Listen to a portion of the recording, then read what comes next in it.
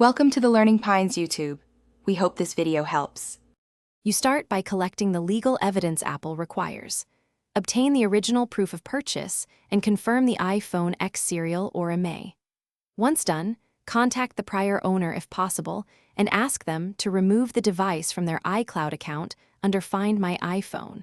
Make sure you have their Apple ID email for verification when contacting Apple support.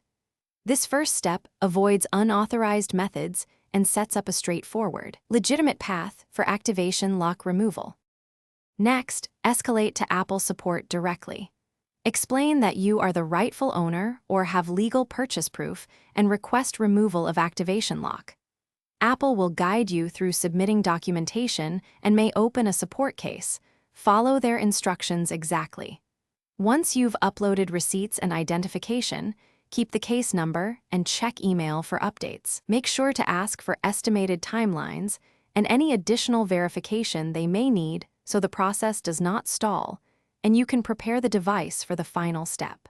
Finally, complete the removal once Apple approves it.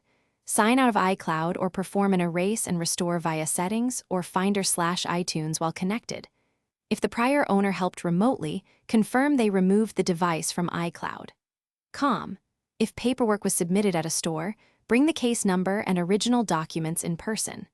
If Apple rejects your request, ask precisely why, then resubmit clearer proof or additional documents. Persistence and accurate documentation are the single legal way to resolve activation lock issues. Thanks for watching. Consider subscribing if we helped you.